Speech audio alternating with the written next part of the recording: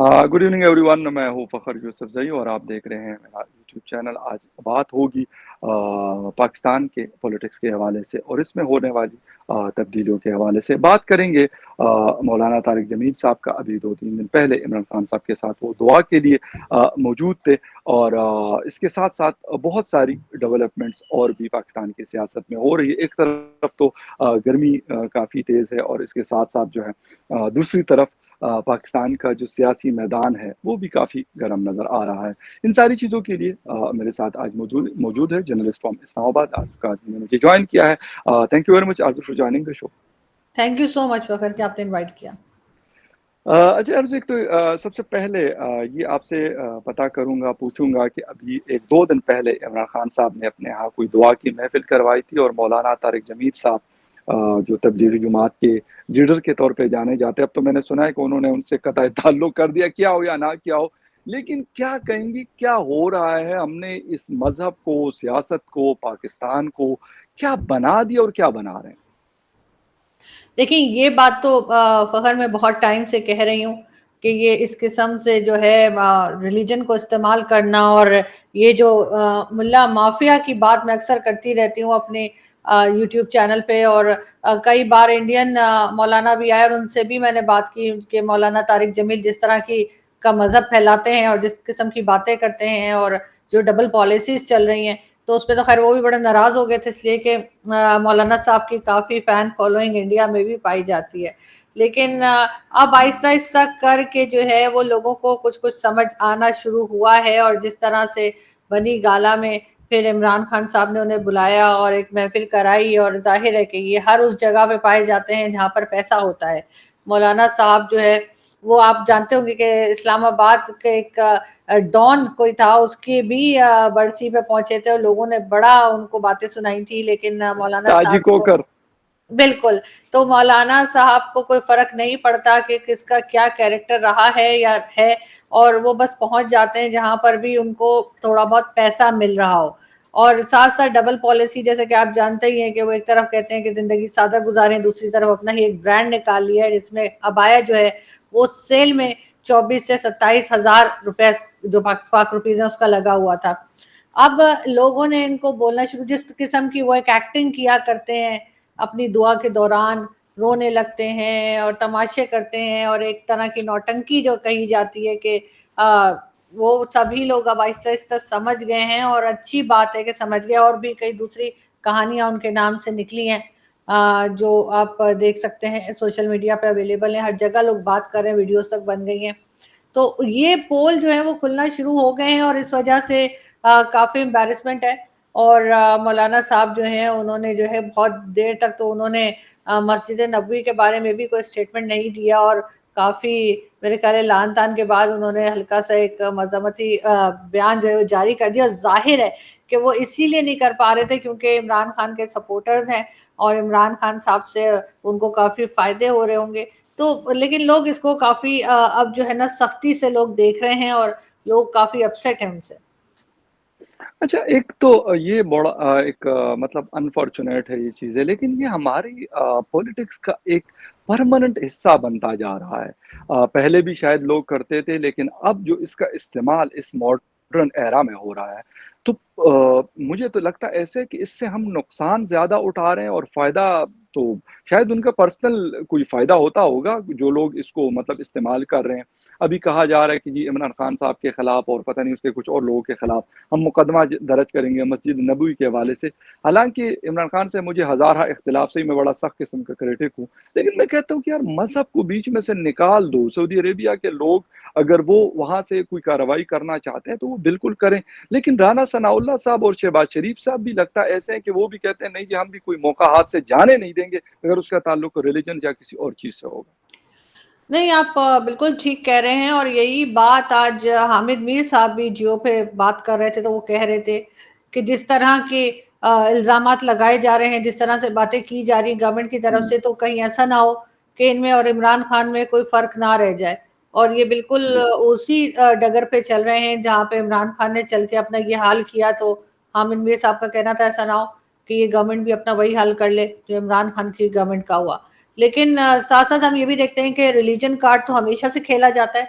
पाकिस्तान में, और क्योंकि रोका नहीं गया, क्योंकि किसी ने टोका नहीं, किसी ने रोका नहीं, इस वजह से बढ़ता ही चला गया। वरना चाहे वो, हमने देखा कि जब परवेज मुशर्रफ की गवर्नमेंट गई थी और उसके बाद नवाज शरीफ साहब जब आए थे तो उन्होंने उनके यहाँ से कहा जाता था कि जी सोफे साफ करा दो और पर्दे साफ करवा दो, इसलिए कि वो यहाँ पे जो है कुत्ते रखते थे, तो जी वो तो बड़ा नापाक जानवर होता है और उसकी तो इजाजत नहीं है, और इस किस्म की बेकार की बातें जो है वो नवाज शरीफ साहब के घर से भी उठी थी।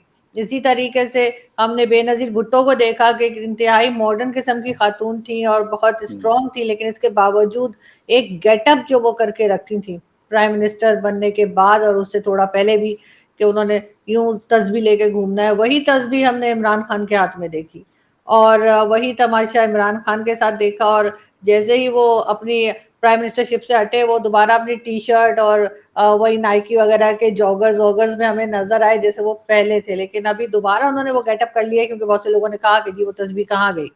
और अनफॉर्चुनेटली पाकिस्तान में ये माइंडसेट जो है काफी टाइम से डेवलप होना शुरू हो गया था, लेकिन क्योंकि रोका नहीं गया और इस चीज को जो है सबने जो है डिस्करेज नहीं किया, इसलिए आज हम ये हाल देख रहे हैं कि इमरान खान जो है अब उनके ऊपर भी जो है वो केस बनने जा रहा है, मेरे ख्याल बन चुका है, कि जो उन्होंने मस्जिद नबवी में करवाया था।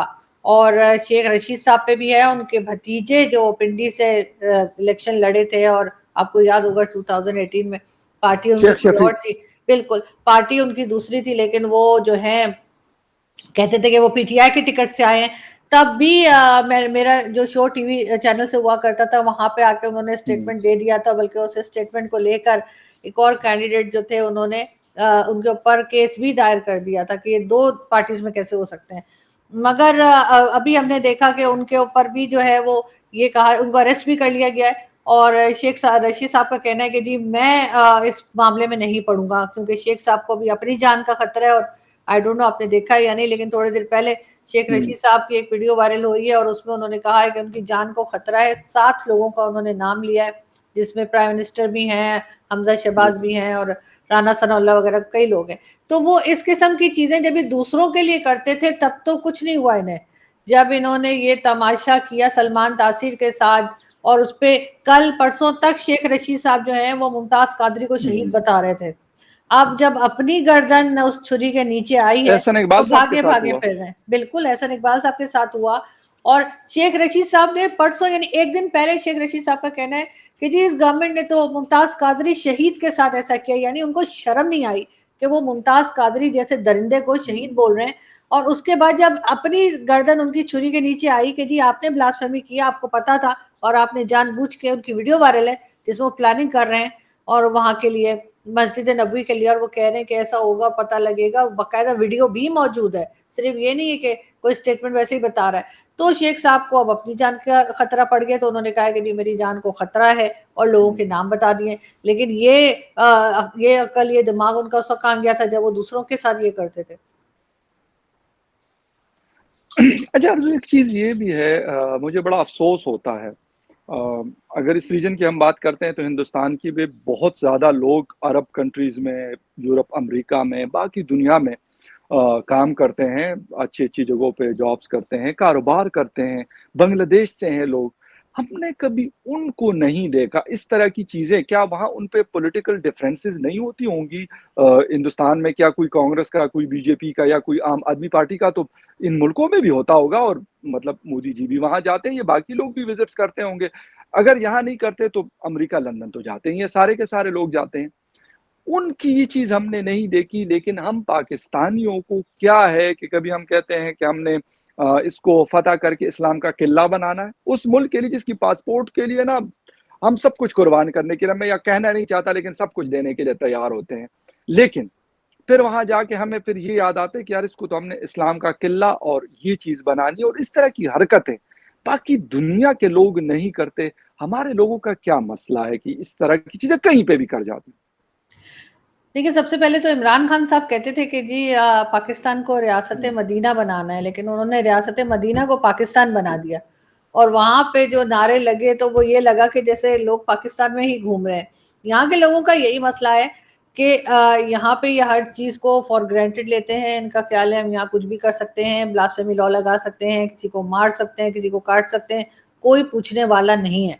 और किसी हद तक जी, वो लोग ठीक भी हैं, इसलिए कि यहाँ पर तो कुछ भी हो जाए, किसी को मार दिया जाए, प्राइम मिनिस्टर को मार दें, गवर्नर को कर दें, किसी आम आदमी को, कुछ दिनों के बाद आप देखते हैं कि वो जो फाइल है वो कहीं गायब हो जाती है और उसके बाद ना कोई पकड़ा जाता है, अगर पकड़ा भी जाता है 2-4 लोगों को पूछ-गछ के छोड़ देते हैं। लेकिन ज़ाहिर है सऊदी अरब हो गया या दूसरी कंट्रीज़ हो गई, वो इस तरह से नहीं है। सऊदी अरब बड़ा सख्त एक्शन ले रहा है, 2-4 लोगों को तो अभी फैंटी लग भी चुकी है और उनको अरेस्ट भी कर लिया गया है। जहाँ तक भारत की बात है तो भारत में कोई कानून है, वहाँ पे कोई पूछ-गछ होती है, वो कोई इस्लामिक कंट्री तो है नहीं कि जहाँ पर किसी को मार देंगे और कहेंगे कि जी ये तो हीरो है और इसको जो है वो हमने हीरो बना दिया है, उसका मज़ार बना देंगे, फूल चढ़ाएँगे। वहाँ तो एक पड़ेगी कान के नीचे और सीधे हो जाएँगे। तो वहाँ के जो मुस्लिम्स हैं उनकी हिम्मत नहीं होती और कि वो इस किस्म हुँ, की जाहिलों वाली हरकत करें, ऐसा नहीं है कि वहाँ पे नहीं है। ज़ाहिर है वहीं के लोग तो यहाँ पर आए हैं, यहाँ पर जी, आके सिर्फ़ ये कि इनके हाथ खुल गए हैं, इनको जो है वो ये आज़ादी मिल गई है कि ये अपनी मर्ज़ी से किसी को भी मार काट सकें, जो ये वहाँ पे नहीं कर सकते थे या नहीं कर सकते हैं जो भी हैं। हुँ, लेकिन हुँ, साथ-साथ वहाँ का कानून भी बहुत मैंने जहाँ तक सुना है, जहाँ तक हमारे दोस्त बताते हैं, कानून भी जी, सख्त है। अगर कोई किसी भी रिलीजन का इस तरह की हरकत करता है, तो उसको पड़ती है, चाहे वो हिंदू हो या मुस्लिम। अगर आप किसी की जान के पीछे पड़ेंगे, किसी को तंग करेंगे, तो वाक़ई में सज़ा मिलेगी, चाहे उनके फ़ौजी हों, अगर हमने फ़ौजियों के भी स्कैंडल्स उनके ऐसे नहीं कि उनके फ़ौजियों के स्कैंडल्स नहीं होते, बहुत कम होते हैं, मगर अगर होते हैं तो एक्शन होता है। हमारे फ़ौजियों के स्कैंडल्स इसलिए ख़त्म नहीं होते कि उनको कोई सज़ा ही नहीं मिलती और यही हाल हमारे यहाँ ये इस किस्म के जो जुनूनी फिर रहे हैं यहाँ पे मज़हब के नाम पे, उनका हाल है कि उनको भी कोई कुछ नहीं कहता, इस वजह से वो बढ़ते चले जा रहे हैं तादाद में।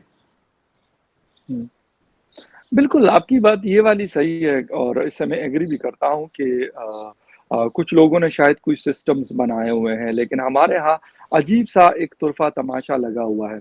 एक आखिर में ये वाली जो हुकूमत है, शहबाज़ शरीफ साहब और स्पेशली उनके इंटीरियर मिनिस्टर राना सनाउल्लाह साहब, आपको लगता नहीं है मुझे पता नहीं क्यों मुझे फ़ील हो रहा है हालाँकि हमने बड़ी एक सपोर्ट या कहूँगा या फिर हमने इमरान खान के ऊपर बड़े सख्त क्रिटिक हम लोग रहे हैं, अभी भी हैं। लेकिन लगता है ऐसे कि ये लोग भी उसी डगर पे चल निकले हैं कि भई मतलब जिसकी गर्दन हाथ में आ जाए उसको दबोच लो, इसको मतलब सबक सिखाओ। क्या आप इस चीज़ से निकल सकते हैं? हाँ, अगर जेन्युइन बेसिस पे कोई केस है, फराह गोगी के ऊपर इन्होंने नैब का केस बनाया, हालाँकि उसका केस एफबीआर का बनता है। आपके पास अगर बहुत ज़्यादा पैसा है, तो उसके घर आपके ऊपर टैक्स नहीं दिया हुआ या जो भी है। अब इन्होंने वो लाहौर नैब के हवाले कर दिया। तो लगता ऐसे है कि चेहरे बदलने के साथ ही मतलब वही पॉलिसीज़ अब पहले इमरान खान उस कुर्सी पे बैठे हुए थे, ये लोग विक्टिम थे। अब ये लोग उन कुर्सियों पे बैठ गए, वो इन लोगों को विक्टिम और सबसे बढ़कर शेख रशीद साहब जैसे बंदे को जिसका बिल्कुल ही मतलब दड़न तख्ता हो चुका है इमरान खान साहब का, उनको ये हीरो नहीं बना रहे ये वाली मतलब इस तरह की कार्रवाइयाँ करके कि यार इसको गिरफ्तार कर लो। वो कहते हैं ना कि मरा हुआ हाथी सवा लाख का होता है, ये उसको मरा हुआ हाथी नहीं बना रहे। नहीं, थोड़ी बहुत गलतियाँ ये ज़रूर कर रहे हैं और मेरे ख़्याल इनको नहीं करनी चाहिए। हीरो तो ख़ैर ये नहीं बना पाएँगे इनको इमरान खान साहब को क्योंकि जिस तरह के केसेज़ सामने आ रहे हैं और ख़ास तौर पे जो कुछ सऊदी अरब में हुआ उसके बाद काफ़ी लोग जो हैं वो इमरान खान साहब के पास से हट भी गए जो पहले सपोर्ट कर रहे थे। लेकिन ये ज़रूर है कि इनको इस किस्म के गेम नहीं खेलने चाहिए जो ब्लेम गेम ये खेलने की कोशिश कर रहे हैं। उसके बजाय ये सिर्फ़ अपने काम पे ध्यान दें और अगर इनकी परफ़ॉर्मेंस अच्छी होगी पब्लिक के लिए ये कुछ काम कर पाएँगे चाहे लोड शेडिंग को लेकर हो या महँगाई को और दूसरे काम अगर होंगे तो वो खुद ब खुद इमरान खान को इस बात से हराएँ। इमरान खान के ऊपर ऑलरेडी बहुत से केसेज़ हैं और बहुत से जेन्युइन केसेज़ हैं, तो मेरा ख़्याल है इनको एक्स्ट्रा मेहनत करने की ज़रूरत नहीं है। आज भी मरियम औरंगज़ेब ने एक बड़ी लंबी-चौड़ी प्रेस कॉन्फ्रेंस की थी और उसमें वो हुँ, मुसलसल यही बातें करती रहीं कि इन लोगों ने ये किया, इन लोगों ने ये प्लान किया और उसके बाद इमरान खान साहब ने जो है तो शाहाना से क्या-क्या चीज़ें चुराई और ये तो मेरा ख़्याल है कि वो एक काफ़ी लेंदी बहुत ज़्यादा लंबी खामख़ाई की और एक बेकार की हुँ, प्रेस कॉन्फ्रेंस लग रही थी, उसकी ज़रूरत नहीं है। मरियम औरंगज़ेब जो हैं वो हुँ। काफ़ी सुलझी हुई और एक बड़ी अच्छी पॉलिटिशियन बिल्कुल, है और बिल्कुल। उनको उनको पढ़ी-लिखी उनको इन चीज़ों के ऊपर अपना वक़्त ज़ाया नहीं करना चाहिए था क्योंकि जो कुछ हुँ, हुआ सारी दुनिया ने देखा है। उनके साथ जो जो बदतमीजी की गई वो भी सबने देखा है। तो वो बिल्कुल, अगर नहीं भी बिल्कुल। बात करेंगी तो तब भी लोगों की हमदर्दी उनके साथ है और मेरा ख्याल है कि उस चीज़ को बेहतर तौर पे आगे लेके जा सकती हैं, बजाय इसके कि वो बैठ के सिर्फ पब्लिक को ये बताएं कि इमरान खान ने वहां से क्या क्या चीजें चोरी की हैं। बिल्कुल आपकी ये बात दुरुस्त है और मेरे ख़्याल में उसके खिलाफ जो कानूनी कार्रवाई हो सकती है, वो भी एक एक मैं मेरे ख़्याल में एक बैलेंस किस्म की होनी चाहिए। ना कि ये हो कि यार एक बदले की सियासत चल रही हो। इमरान खान साहब से हमें 100 किस्म के इख्तिलाफ सही बिल्कुल है और रहेगा भी। उनकी आइडियोलॉजी से था इख्तिलाफ है और रहेगा भी। उम्मीद है मुझे कि वो उसमें तब्दीली नहीं लेके आएँगे और हम भी अपने उस चीज़ में तब्दीली नहीं लेके आएँगे। वो क हमारे यहाँ कहा जाता है ना कि पठान की एक ही बात होती है। तो वही वाली बात है और वही वाली बात पे कायम है और कायम रहेंगे। लेकिन अगर मौजूदा हुकूमत कोई गलत एक्शन करती है विक्टिमाइज़ेशन करती है, पॉलिटिकल विक्टिमाइज़ेशन करती है, तो मेरे ख़्याल में उसके खिलाफ भी हम बात करेंगे और होना नहीं चाहिए क्योंकि इनसे हमारी उम्मीदें इसलिए है क्योंकि ये पहले ये लोग एक्सपीरियंस्ड लोग हैं, ये डिलीवर कर चुके हैं और बेहतर किया हो। चलो बहुत सारी चीज़ें नहीं की लेकिन काफ़ी सारी चीज़ें इन्होंने ऐसी की कि जिनको याद किया जाता है कि यार इन्होंने मुल्क और कौम के मुफाद में अच्छी चीज़ें की। तो मेरे ख़्याल में उस कंटिन्यूटी में इनको जाना चाहिए ना कि इन ब्लेम गेम की सियासत में जाकर और जो थोड़ा बहुत इनको टाइम मिला है, मेरे ख़्याल में ये कौम के बेटरमेंट के लिए इनको सर्व करना चाहिए, ना कि फ़ज़ूल किस्म के इंसानों के ऊपर जैसे इमरान खान और उसका ग्रुप है, उसके ऊपर फ़ज़ूल किस्म का अल्फ़ाज़ का, टाइम का वेस्टेज किया जाए। मेरे ख़्याल में ये गलत है और नहीं होना चाहिए। आरज़ू ने जिस तरीके से मरियम औरंगज़ेब साहिबा की बात की, तो यकीनन उनको तो बिल्कुल नहीं करना चाहिए, हालाँकि वो इन्फॉर्मेशन की मिनिस्टर है, लेकिन अवॉइड करना चाहिए। लंबी-लंबी प्रेस कॉन्फ्रेंसेज़ फवाद चौधरी और ये भी सारे 2-2 घंटे की करा करते थे, रोज़ पीआईडी में बैठे होते थे। तो लोग उनको क्या कहते थे? लोग तंग आके मतलब सो रहे होते थे, यकीन करें प्रेस कॉन्फ्रेंस में, बस टीवी के ऊपर कट होके बस लोग सो रहे होते थे। तो जी, जी, प्लीज़। एक एक चीज़ बस मैं यहाँ पे ऐड करना चाहूँगी विद योर परमिशन, जी, जी। वो ये कि जो आप कह रहे हैं ना कि पठानों की एक ज़बान होती है, तो ज़रूरी नहीं है कि पठानों की एक ज़बान हो। इसलिए कि वो जो पठान वहाँ नारे लगा रहे थे, फ़खर उनकी वीडियो आ गई है और अब वो कह रहे हैं कि जी हमसे गलती हो गई और हमें कुछ और समझ आई थी, हम कुछ और कर रहे थे। तो ये कहना कि एक ज़बान किसी की भी हो सकती है। कोई भी ऐसा हो सकता है, चाहे वो नहीं, पंजाबी हो या सिंधी, कि वो अपनी बात से ना मुकरे, नहीं, नहीं, लेकिन नहीं, ये नहीं, तो, नहीं, और वो उनको तो वो जैसे ही दो कान के नीचे पड़े वो एकदम मुकर गए। उनकी बड़ी इंटरेस्टिंग वीडियो जो है वो ये मौजूद है। ये मैंने ये बिल्कुल, ये मैंने लाइटर नोट पे कहा था, हमारे यहाँ ये बात मशहूर है, ये मैं इसलिए नहीं कह रहा कि मैं हूँ तो इस वजह से मैं कह रहा हूँ, बिल्कुल भी नहीं है। और मतलब आपको या किसी और को बिल्कुल इस पे दिल पे लेने की ज़रूरत नहीं है, बिल्कुल ज़ुबान कोई भी कमिटमेंट के लोग बहुत सारे लोग होते हैं जो पक्के होते हैं, जो कहते हैं यार हमने कह दिया, कहते फिर हम अपनी वो कौन-सी मूवी का डायलॉग है, आप मूवी बहुत देखती रहती है कि क्या मैं अगर कमिटमेंट कर लूँ तो फिर मैं अपने आप की भी नहीं सुनता। बिल्कुल, गालिबन सलमान खान का है कि किसका है? सलमान खान का डायलॉग है। देखे ना इतना मुझे पता है, थोड़ा बहुत मैं भी मूवीज़ देखता हूँ। तो मतलब ये है, लेकिन जिन्होंने और गलत किया मूवी से, वो जिस जी, जी। फखर मूवी से मुझे याद आया कि खान साहब की भी एक मूवी आने वाली है ईद के फौरन बाद। तो लोग बड़े इमरान खान साहब एक्साइटेड की है इमरान खान साहब की कोई 2.5 मिनट की वीडियो। नहीं तो जो नहीं जो साढ़े 3 साल जो मूवीज़ चली है क्या कम थी कि अब लोग मज़ीद इंतज़ार कर रहे हैं नहीं, मूवीज़ लोग का? इंतज़ार कर रहे हैं, सुना है कोई 2.5 मिनट की कोई वीडियो आने वाली है।